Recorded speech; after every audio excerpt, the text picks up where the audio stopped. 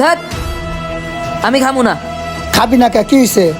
তুমি না আমারে কইছো বোম কিনার টাকা দিবা, এখন দি তুমি আবার কইতাছো বোম কিনার টাকা দিবা না। আজকে 31st নাইট, ভাবছিলাম কত আনন্দ ফুর্তি করমু, বোম টম ফুটামু, আর তুমি এখন আমার কইতাছো টাকা দিবা না। তুমি যদি এখন আমার বোম কিনার টাকা না দাও, আমার বন্ধু বান্ধবের কাছে মান সম্মান থাকবো?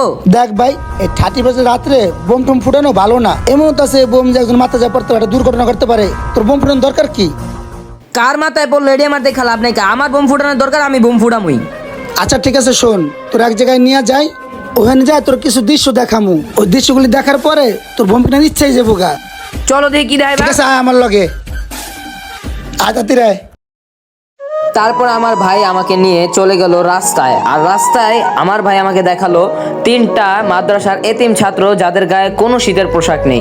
তারপর আমার ভাই আমাকে যে টাকা দিয়ে বোম কেনার জন্য দিত, সেই টাকা আর তার পকেটের থেকে কিছু টাকা মিলিয়ে ওই মাদ্রাসার ছেলেগুলোকে শীতের কাপড় কিনে দিল। তো গাইস, এখন আপনারাই বলেন কাজটা কি ভালো করলো না খারাপ করলো?